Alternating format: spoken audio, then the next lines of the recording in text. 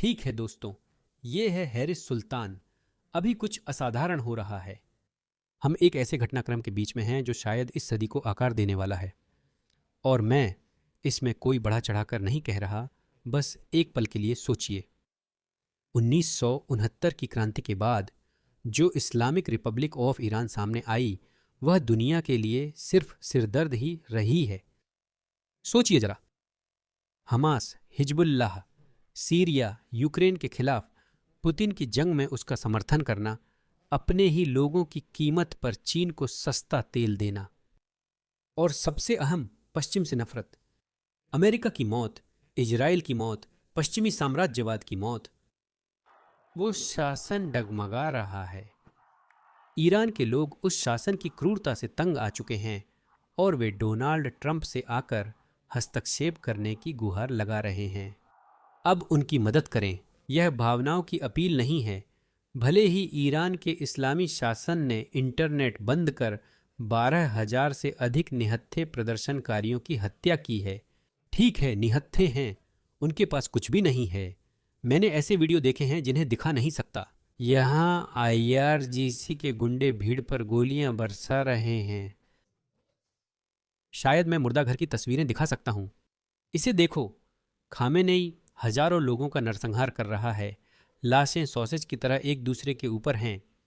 इतनी भगदड़ मची है कि वह बूढ़ा आदमी अपने ही लोगों का नरसंहार करने इराक से अरब मिलिशिया बुला रहा है। शासन पर हमला करने का समय अभी है, क्योंकि खामेनेई जानता है कि उसके दिन गिने चुने हैं। यह एक मरता हुआ शासन है, यह बिखर रहा है। उसे पता है कि एक समय आएगा जब IRGC के कुछ अधिकारी खामेनेई के आदेश मानने से इनकार कर देंगे। कुछ लोग पहले ही मना कर चुके हैं। रिपोर्टों के मुताबिक इस्फहान और शिराज विद्रोहियों के कब्जे में हैं। इन्हें देखिए, ये फारसी नहीं बोलते, लेकिन इराक से ईरान में विद्रोह दबाने जा रहे हैं। देखिए, खामेनेई ईरान के बाहर से इस्लामवादियों को बुला रहे हैं ताकि ईरानी लोगों को मार सकें, और ईरानी लोगों के पास कुछ भी नहीं है। उनके पास न हथियार, न मिलिशिया, सिर्फ इस्लामी शासन के प्रति शुद्ध गुस्सा है। इसे देखिए। ईरानी लोग खुद को धरती पर सबसे बड़े इस्लामोफोबिक लोग कहते हैं। वे सचमुच मस्जिदों को जला रहे हैं। कुछ रिपोर्टों के अनुसार अब तक 350 तक मस्जिदें जलाई जा चुकी हैं। क्योंकि वे इस इस्लामी शासन से तंग आ चुके हैं। सिर्फ इस्लामी शासन से ही नहीं, बल्कि इस्लामी सिद्धांत से भी। वे जानते हैं, उन्होंने इसे अपनी आंखों से देखा है। जब इस्लाम आपके सुंदर पश्चिमी उदारवादी देशों में अपनी पकड़ बना लेता है तो क्या होता है? जो पश्चिम के लिए भी चेतावनी है। यह हर पश्चिमी देश के लिए चेतावनी है जो इन इस्लामवादियों के प्रति सहानुभूति या नरम रवैया रखता है। हम पश्चिमी लोकतंत्रों में मोहम्मद हिजाब जैसे इस्लामवादियों को शरण दे रहे हैं। कई इस्लामवादी यहाँ विचारधारा फैला रहे हैं और हमारी वामपंथी सरकारें नज़रअंदाज कर रही हैं। यही ईरान में हुआ था। इसमें सबके लिए सबक है। जब शासन ने इंटरनेट बंद किया, वे बोले, देखो, प्रदर्शन खत्म हो गए, हमने विद्रोह पर काबू पा लिया है। वे इसे विद्रोह नहीं मानते, लेकिन यह साफ तौर पर क्रांति है जो हमारे सामने हो रही है। वे झूठ बोलकर AI वीडियो अपलोड कर रहे हैं। मैं आपको यह दिखाता हूं। वे AI से बनाए गए वीडियो अपलोड कर रहे हैं। इसे पूरी तरह से झूठा साबित किया जा चुका है। वे पुराने वीडियो का इस्तेमाल कर रहे हैं, उन्हें AI से मॉर्फ कर रहे हैं और बस उनमें बदलाव कर रहे हैं। दोस्तों, इस्लामी शासन ने आपा खो दिया है। अगर प्रदर्शन खत्म हुए तो इंटरनेट चालू क्यों नहीं किया? यह खत्म नहीं हुआ। मुझे आपको दिखाने दें। ये स्टारलिंक के संकरे रास्ते से ताज़ा वीडियो हैं। ठीक है, कुछ ही लोगों के पास स्टारलिंक है, फिर भी कुछ वीडियो आ रहे हैं। यह इंटरनेट ब्लैकआउट के बाद का है। IRGC गुंडों से मुलाकात। ये बहादुर ईरानी लोग हैं। इनके पास कोई हथियार नहीं है। ये बस सचमुच अपने हाथों से उनसे लड़ रहे हैं। मैं आपको आज का दिखाता हूं। इसे देखिए। वैसे हर विरोध प्रदर्शन में वे एक ही नारा लगाते हैं, जावेद शाह, यानी राजा जिए। यह जरूरी है क्योंकि मुझे लगता है मेक अमेरिका ग्रेट अगेन के कुछ लोग कहते हैं, ओह देखो, हम ईरानी लोगों के प्रति सहानुभूति रखते हैं, लेकिन अमेरिका को हस्तक्षेप नहीं करना चाहिए क्योंकि हमारा शासन परिवर्तन का रिकॉर्ड अच्छा नहीं है। हाँ, इराक, लीबिया और अफगानिस्तान में शासन परिवर्तन विफल रहा क्योंकि देश को एकजुट करने वाला कोई केंद्रीय व्यक्ति नहीं था। दोस्तों, यह लीबिया या मिस्र या इराक से अलग है। लोग एक केंद्रीय सत्ता क्राउन प्रिंस रजा पहलवी के पीछे एकजुट हो रहे हैं और ईरानी जनता सचमुच डोनाल्ड ट्रंप से हस्तक्षेप करने की गुहार लगा रही है। मुझे पता है कि डोनाल्ड ट्रंप ने कहा है कि वह करेंगे। मुझे विश्वास है कि वह हस्तक्षेप करेंगे। मैं यह वीडियो इसलिए बना रहा हूं क्योंकि मुझे लगता है कि मेक अमेरिका ग्रेट अगेन का एक वर्ग अलगाववादी है। नई जंग नहीं, चाहे कहीं भी पटाखा फूटे। वे कहते हैं, ओह तीसरा विश्व युद्ध, तीसरा विश्व युद्ध। कृपया शांत हो जाइए, यह तीसरा विश्व युद्ध नहीं है। ईरान पूरी तरह अपंग और कमजोर हो गया है। उसके पास अब हमास, हिजबुल्लाह, सीरिया या हूथी नहीं है। इस्लामिक शासन पहले कभी इतना कमजोर नहीं था जितना अब है, और ईरान की जनता अब तंग आ चुकी है, जिससे हालात और बिगड़ गए हैं। हम लगातार बताते रहे, मुझे नहीं लगा था कि ये सच होगा। हम यही उम्मीद कर रहे थे। मैं इन प्रदर्शनों पर नज़र रख रहा हूँ जो हर 2 साल में भड़कते हैं। मैं 2017, 2019, 2021 महसा अमीनी और 12 दिन की जंग देख रहा हूँ। हम इन्हें देख रहे हैं और हर बार जब वे सफलतापूर्वक विद्रोह को दबा देते थे तो हम निराश हो जाते थे और आगे बढ़ जाते थे। लेकिन ईरान के लोग नहीं रुके। वे उस आफत से छुटकारा पाने का सपना देखना नहीं छोड़े जो उन पर थोपी गई थी। दोस्तों, एक पूर्व मुस्लिम होने के नाते मुझे लगता है कि ईरान पहला पूर्व मुस्लिम देश बनेगा क्योंकि वहां के लोग इस्लाम और इस्लामवाद से नफरत करते हैं। इसे देखो, हमने आपको ये सर्वे दिखाए थे। ये सर्वे 2020 में किया गया था। ठीक है, मैंने एक वीडियो बनाया था। उस समय 32% ईरानी शिया, 22% धर्म से जुड़े नहीं थे और 8% नास्तिक थे। ये कुल कितना हुआ? 30, 7, जरथुस्त्री 7, आध्यात्मिक अज्ञेयवादी 50 और आध्यात्मिक इसी श्रेणी में हैं। केवल 5 सुन्नी मुस्लिम मानवतावादी हैं। जाहिर है वे इस्लामी शासन के साथ नहीं खड़े हो सकते। तो हमें पता था कि यह होने वाला है। हमें हमेशा उम्मीद थी कि यह होगा, लेकिन इसकी कोई गारंटी नहीं थी। लेकिन अब यह हो रहा है। अब हर ईरानी व्यक्ति जिससे मैं बात करता हूं वे कह रहे हैं यह अलग है। संख्या अभूतपूर्व है। उन्होंने कभी इतनी संख्या नहीं देखी। ईरान से जो वीडियो आ रहे हैं इंटरनेट बंदी के बावजूद, यह अभूतपूर्व है। ऐसा पहले कभी नहीं हुआ। तो हम उन बहादुर ईरानी लोगों को कैसे निराश कर सकते हैं जो इस महामुद्रास्फीति के कारण बाहर आए थे, जो कि इस दयनीय इस्लामी शासन के कारण है। ईरानी लोग अन्य मुस्लिम राष्ट्रीयताओं से अलग, अधिक शिक्षित, शहरीकृत और पश्चिमीकरण वाले हैं। यह एक गलती थी। 1969 में उनसे बस एक गलती हुई थी। तब से वे उसकी कीमत चुका रहे हैं और गलती सुधारने, शासन हटाने की कोशिश कर रहे हैं। इस्लामी शासन पहले इतना क्रूर नहीं था। 48 घंटे में 12,000 लोग। वे उन पर बिना भेदभाव गोलियां चला रहे हैं। लेकिन वे अभी भी लड़ रहे हैं क्योंकि राष्ट्रपति ट्रंप ने कहा था कि अगर वे प्रदर्शनकारियों को मारना शुरू करते हैं तो हम उन्हें कड़ी टक्कर देंगे। अब समय है और मुझे विश्वास है कि राष्ट्रपति ट्रंप कड़ी टक्कर देंगे। मुझे उम्मीद है वे योजना बना रहे हैं। उन्होंने यह ट्वीट कल करीब 12 घंटे पहले किया था। ईरानी देशभक्त लगातार विरोध करें, संस्थानों पर कब्जा करें, हत्यारों अत्याचारियों के नाम सुरक्षित रखें। उन्हें इसकी बड़ी कीमत चुकानी पड़ेगी। जब तक प्रदर्शनकारियों की बेवजह हत्या बंद नहीं होती, मैंने ईरानी अधिकारियों के साथ सभी बैठकें रद्द कर दी हैं। मदद रास्ते में है। ईरान को फिर से महान बनाओ। राष्ट्रपति डोनाल्ड ट्रंप। मैं जानता हूं राष्ट्रपति ट्रंप मदद करना चाहते हैं। उन्हें हत्याएं नापसंद हैं और यह सिर्फ ईरान के लिए नहीं है। बड़ी तस्वीर देखो। ईरान लंबे समय से पश्चिमी देशों के लिए समस्या बना है। हमास, हिजबुल्लाह, बशर अल असद एक सहयोगी सऊदी अरब के साम्राज्य को धमकी दे रहे हैं। 47 साल से सबके लिए सिरदर्द है। सोचिए, आपको सिर्फ इस्लामी शासन के ठिकानों पर बमबारी करनी है, बाकी ईरानी जनता देख लेगी।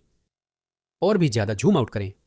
ईरान पश्चिम के खिलाफ बने इस वैश्विक गठबंधन का हिस्सा है जिसमें पुतिन का रूस, शी जिनपिंग का चीन, किम जोंग उन का उत्तर कोरिया और ईरान शामिल हैं। अगर ईरान को हटाएं तो पश्चिम विरोधी गठबंधन काफी कमजोर हो जाएगा। आप और क्या चाहते हैं? यह सिर्फ दान नहीं बल्कि अमेरिका और इजराइल के हित में भी है। बेंजामिन नेतन्याहू ने भी कहा था कि वह ईरानी जनता के साथ हैं। मेरा मानना है इजराइल अमेरिका की हरी झंडी का इंतजार कर रहा है और अमेरिकी प्रशासन ही उन्हें रोक रहा है। क्या ये अजीब नहीं है कि इजराइल विरोधी समूह सोशल मीडिया पर कहते हैं कि डोनाल्ड ट्रंप को बेंजामिन नेतन्याहू नियंत्रित करते हैं? असल में इसका उल्टा है। बेंजामिन नेतन्याहू को डोनाल्ड ट्रंप से अनुमति मिले तो वे इस्लामिक शासन पर बम गिरा देंगे, पर वे ऐसा नहीं कर सकते। ये लोग बेहिचक झूठ बोल रहे हैं। मैं आपको एक और सर्वे दिखाता हूं। घमन रिसर्चर्स ने 2 लाख से ज्यादा ईरानियों से बड़ा सर्वे किया, जिसमें 1,58,000 ईरान में और 42,000 विदेश में थे। सवाल था, इस्लामिक रिपब्लिक हाँ या नहीं? क्या आपको इस्लामिक शासन पसंद है? अधिकतर ने जवाब नहीं दिया।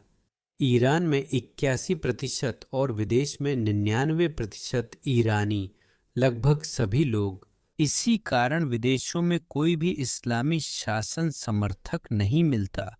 वे इससे इतनी नफरत क्यों करते हैं? क्योंकि वे निर्वासित हैं। वे सभी इस्लामी शासन के शिकार हैं। मैं इन सभी सर्वेक्षणों के लिंक विवरण में शामिल कर दूंगा ताकि जो भी इन्हें विस्तार से पढ़ना चाहे वह जाकर पढ़ सके। तो कृपया, ईरानी लोगों को अमेरिका की जरूरत है। मैं हमेशा हस्तक्षेपकारी अमेरिका के पक्ष में रहा हूं, अलग थलग रहने वाले अमेरिका के नहीं। मुझे मेक अमेरिका ग्रेट अगेन का यह पहलू पसंद नहीं। मैं अमेरिका फर्स्ट समझता हूं, पर यही असली अमेरिका फर्स्ट है। इस्लामिक रिपब्लिक से छुटकारा मिलना अमेरिका के हित में है। अमेरिका के सबसे बड़े दुश्मन रूस और चीन हैं। वे स्वतंत्र दुनिया के वैचारिक दुश्मन हैं। अगर आप उनके उस सहयोगी को हटा दें जो हमें हमेशा खटकता था, तो और क्या चाहिए? यह रणनीतिक नजरिया है, लेकिन मानवीय दृष्टि से हम ईरान के इन खूबसूरत लोगों को कैसे छोड़ सकते हैं? वे अमेरिका से कितना प्यार करते हैं। वे स्वतंत्र दुनिया से प्यार करते हैं। वे स्वतंत्र दुनिया का हिस्सा बनना चाहते हैं। वे देख रहे हैं कि कैसे ईरान जैसा समृद्ध देश, जो प्राकृतिक गैस और तेल जैसे प्राकृतिक संसाधनों से भरा हुआ है, घोर गरीबी में जी रहा है। जब लोग कतर, सऊदी अरब, यूएई को देखते हैं तो वहां ऊंचा जीवन स्तर पाते हैं, जबकि ईरानी लोग रोटी के लिए संघर्ष कर रहे हैं, जो उनके लिए नाइंसाफी है। और ऐसा क्यों हो रहा है? क्योंकि ये आक्रमणकारी, यह इस्लामी शासन चीन को सस्ता तेल बेचना चाहता है। चीन इस्लामी शासन का फायदा उठा रहा है क्योंकि अन्य देश उनसे तेल नहीं खरीदते, लेकिन चीन कहता है कि वह तेल खरीदेगा, लेकिन वो भी मुश्किल से लागत पर। और इस्लामी शासन जो भी पैसा कमाता है वो उसके आतंकवादी सहयोगियों के पास चला जाता है। यही वजह है कि ईरानी लोग फिलिस्तीनी आंदोलन से नफरत करते हैं। उन्हें गजा के बच्चों को मरते देखना अच्छा नहीं लगता। न ही इजराइल ईरानियों को पैसे देकर अपने पक्ष में नारे लगवा रहा है। ऐसा इसलिए है क्योंकि उन्होंने इसे देखा है और अब वे इससे तंग आ चुके हैं। लोग बहुत गुस्से में हैं। मैंने एक प्रदर्शनकारी को जावेद शाह की तख्ती पकड़े देखा, जिसका मतलब है राजा जिंदाबाद। वह गुलाबी टी शर्ट पहने था क्योंकि लोगों को गहरे रंग पहनने की सलाह दी गई थी ताकि स्नाइपर न पहचान सकें। ये लोग बहुत गुस्से और हताश हैं। उसने जानबूझकर गुलाबी टी शर्ट पहनकर कहा, जावेद शाह, आओ मुझे गोली मारो। क्या आप किसी कारण के लिए जान देने का सोच सकते हैं? देंगे। अगर आप हताश हैं तो हमें भी यहाँ हताश हो जाना चाहिए, क्योंकि आप जानते हैं हमें भी वामपंथी सरकारों द्वारा बंधक बनाया जा रहा है। मैं ऑस्ट्रेलिया में अभिव्यक्ति की स्वतंत्रता पर सख्ती पर और चर्चा करूंगा, लेकिन चीजें अब उतनी बुरी नहीं हैं जितनी पिछले 47 सालों से ईरान में थीं। रणनीतिक रूप से यह अमेरिका के हित में है और मानवीय नजरिए से भी नैतिक रूप से सही है। मेक अमेरिका ग्रेट अगेन, कृपया रुक जाइए। हर पटाखा तीसरे विश्व युद्ध की वजह नहीं बनता। रूस यूक्रेन के बारे में भी यही कहा था। इसी वजह से मैं यूक्रेन का समर्थन करता हूं। मैं इसे ऐसे देखता हूं, या तो पश्चिम समर्थक या पश्चिम विरोधी, बात बस इतनी सी है। मुझे पता है कि यह ग्रीनलैंड वाली बात भी अब हद से बाहर जा रही है और मैं सच में उम्मीद करता हूं कि ट्रंप इसे जबरदस्ती लेने की कोशिश न करें। हमें एकजुट रहना होगा। पश्चिमी ताकतें बिखर नहीं सकती। लेकिन यह किसी और वीडियो का विषय है। अभी हमारे सबसे बड़े दुश्मन रूस, चीन, उत्तर कोरिया और इस्लामिक रिपब्लिक ऑफ ईरान हैं। और अगर हम उन्हें हटा सकते हैं तो आपने इस एंटी वेस्ट गठबंधन को काफ़ी कमज़ोर कर दिया है। मैं अंत में आपको एक ईरानी महिला का वीडियो दिखा रहा हूँ। सुनिए वह क्या कहती हैं। पिछले 72 घंटों में 12,000 ईरानियों को इस्लामी शासन द्वारा मार दिया गया है। 12,000, जो इराक का युद्ध में मारे गए अमेरिकी सैनिकों की संख्या से दोगुना से भी अधिक है। अगर यह आपको चौंकाने वाला नहीं लगता तो फिर मुझे नहीं पता क्या होगा। जब इस्लामिक रिपब्लिक ईरान में इंटरनेट बंद कर देती है तो ईरान अंधेरे में डूब जाता है और इस्लामिक रिपब्लिक इस मौके का इस्तेमाल मासूम प्रदर्शनकारियों का नरसंहार करने के लिए करती है। वे मदद मांगने की संभावना भी खत्म कर देते हैं। इंटरनेट भी क्षणिक रूप से केवल दुनिया का मजाक उड़ाने के लिए लाते हैं। यह ईरानी लोगों की लड़ाई है, इसमें शक नहीं। ईरान की सड़कों पर निकलने वाले बच्चों ने खुद को पहले ही ईरान और क्राउन प्रिंस के सिपाही घोषित कर दिया है, इसीलिए वे मारे जा रहे हैं। सिर्फ उस व्यक्ति का समर्थन करें जो ईरान में धर्मनिरपेक्ष लोकतंत्र और अभिव्यक्ति की आज़ादी चाहता है, जो सभी का प्राकृतिक अधिकार है। ये साहसी लोग स्वेच्छा से बाहर निकलकर बुराई का सामना कर रहे हैं, अपने गिरे भाइयों बहनों के खून के तालाबों में कदम रख रहे हैं, फिर भी पीछे हटने से इनकार कर रहे हैं। लेकिन एक घातक धर्मतांत्रिक शासन को सफलतापूर्वक उखाड़ फेंकने के लिए जो हर सेकंड नागरिकों, किशोरों और बच्चों की हत्या कर रहा है, समर्थन होना चाहिए। इस्लामिक रिपब्लिक के खिलाफ कार्रवाई की जानी चाहिए, चाहे वह प्रतिबंधों को बढ़ाकर हो या सैन्य ठिकानों को निशाना बनाकर। अगर आप ईरान से असली बातचीत के अंश सुने तो पता चलेगा कि ईरानी लोग इसका समर्थन कर रहे हैं। मैं अमेरिकी प्रशासन से कहना चाहूंगी कि तानाशाह से समझौता नहीं किया जा सकता। इस शासन को गिराना जरूरी है, आप मदद कर सकते हैं। सिर्फ ईरानी लोगों के लिए ही नहीं बल्कि संयुक्त राज्य अमेरिका के लिए भी। इस्लामिक रिपब्लिक दुनिया भर में आतंकवाद की नंबर 1 समर्थक है। जब यह शासन हटेगा तो ईरान और अमेरिका सुरक्षित साथ रह सकते हैं। इस्लामिक शासन को हटाएं और ईरान के अंतरिम नेता क्राउन प्रिंस रेजा पहलवी का समर्थन करें।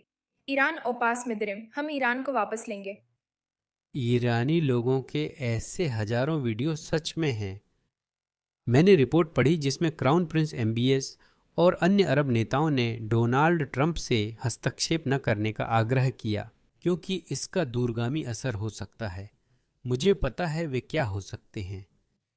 राष्ट्रपति ट्रंप ने कल या परसों कहा था कि आगे से कोई भी देश जो ईरान के साथ लेन देन करेगा उसे 25 चुकाना पड़ेगा। अमेरिका से व्यापार में चीन को टैरिफ देना होगा, जो उसके लिए बुरी खबर है क्योंकि वह ईरान का शोषण कर रहा है। वे ईरान, सऊदी अरब और रूस से बहुत सस्ता तेल लगभग लागत मूल्य पर ले रहे थे। ये देश चाहते हैं कि ईरान गरीब रहे, क्योंकि अगर ईरान आज़ाद हो जाता है, मान लीजिए ईरान एक आधुनिक धर्मनिरपेक्ष उदार लोकतंत्र बन जाता है, तो पश्चिमी देश ईरान के साथ व्यापार करेंगे। हम ईरान से तेल खरीदेंगे जिससे दुनिया में तेल की कीमतें कम होंगी। यह पुतिन के लिए बुरी खबर है, यह चीन के लिए बुरी खबर है, यह सभी तानाशाही देशों के लिए बुरी खबर है, लेकिन हमारे लिए यह अच्छी खबर है। ट्रंप कई बार कह चुके हैं कि वह तेल की कीमतें गिरती देखना चाहते हैं। यह हमारे लिए खास है। ईरान के लोगों से एक और समानता। जैसा मैंने कहा, यह सिर्फ दान नहीं, अमेरिका के हित में है। इन बेवकूफ़ों और सोशल मीडिया के वामपंथियों जैसे चैंक, उगिड, कॉमिक डेव स्मिथ को नज़रअंदाज करो। मैं निक फियांटेस का ट्वीट पढ़ रहा था। वह कह रहा था, नहीं, 12,000 लोग मर चुके हैं। तुम्हें कैसे पता? तुम्हें कैसे पता? जैसे ट्रंप डिरेंजमेंट सिंड्रोम है, वैसे ही इनको इजराइल डिरेंजमेंट सिंड्रोम है, चाहे कुछ भी हो जाए। वे कह रहे थे यह न्याय का काम नहीं है। इस मामले में इस्लामिक शासन गिरना इजराइल के हित में है और मुझे इसमें कोई गलती नहीं दिखती। यह ऑस्ट्रेलिया, यूरोप और हर आज़ाद देश के हित में है। हम चाहते हैं कि ईरान आज़ाद, धर्मनिरपेक्ष और लोकतांत्रिक हो। यह हमारे हित में है और हम इसके लिए कोई माफ़ी नहीं मांगते। और जब क्रांति सफल होगी, मुझे दिल से विश्वास है कि इस बार यह जरूर होगी। और अगर इस बार नहीं भी हुआ तो ये विरोध फिर से होंगे। पिछले 15 सालों से हर 2 साल में ये हो रहे हैं, तो ये फिर से होंगे। और हर बार इन विरोधों के साथ ये शासन काफ़ी कमज़ोर होता जा रहा है। तो ये जरूर होगा। ये मरता हुआ शासन है, ये नीचे की ओर जा रहा है, ये गिर रहा है। लेकिन जब ऐसा होगा तो ये लोग, ये शासन के अधिकारी पश्चिमी देशों में शरण लेने की कोशिश करेंगे। और हमारे पास ये वामपंथी सरकारें हैं जो उनका खुले दिल से स्वागत करेंगी। हम इसे होने नहीं दे सकते। रजा पहलवी ने कहा है कि वे नूरनबर्ग शैली के मुकदमों की ओर जा रहे हैं। न चुड़ैल शिकार होगी, न बदले की हत्या। निचले स्तर पर माफी मिल सकती है, पर शीर्ष अधिकारियों को गिरफ्तार कर न्याय का सामना करना होगा। जैसे खामेनेई, जैसे वो माधुरो आदमी या जो भी उसका नाम है, वह इस्लामी शासन का गोएबल्स है। उन्हें न्याय का सामना करना पड़ेगा। यह होने वाला है।